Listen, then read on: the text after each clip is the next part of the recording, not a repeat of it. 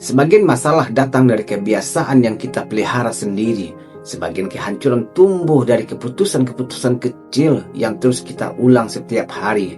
Kita sering bilang ingin hidup lebih baik, tapi bangun kesiangan, kerja setengah hati, belajar kalau sedang mood saja, berdoa saat terdesak saja.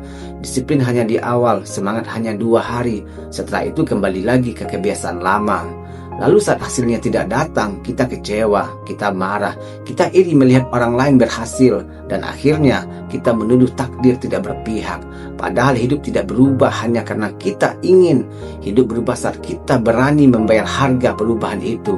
Takdir bukan alasan untuk diam, takdir bukan alasan untuk malas, takdir bukan alasan untuk terus hidup setengah-setengah. Takdir bukan penjara yang membuat kita tidak punya pilihan sama sekali. Memang benar, ada hal-hal dalam hidup yang tidak bisa kita pilih.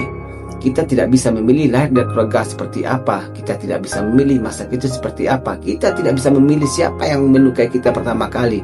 Kita tidak bisa memilih keadaan apa yang datang tiba-tiba. Tapi kita masih bisa memilih respon. Kita masih bisa memilih apakah kita bangkit atau tenggelam. Kita masih bisa memilih apakah luka itu akan jadi alasan untuk hancur atau alasan untuk tumbuh. Dan justru disitulah harga diri manusia diuji. Bukan saat semuanya mudah, bukan saat semua pintu terbuka, tapi saat hidup terasa gelap dan kita tetap memutuskan untuk berjalan. Menyalahkan takdir itu mudah, sangat mudah, jauh lebih mudah daripada mengakui bahwa mungkin kita belum maksimal. Jauh lebih mudah daripada mengakui bahwa kita sering kalah oleh rasa malas. Jauh lebih mudah daripada mengakui bahwa kita sering menunggu motivasi, padahal yang dibutuhkan adalah disiplin. Banyak orang gagal bukan karena orang bodoh, bukan karena mereka tidak punya bakat, bukan karena mereka tidak punya kesempatan sama sekali, tapi karena mereka selalu sering membuat alasan.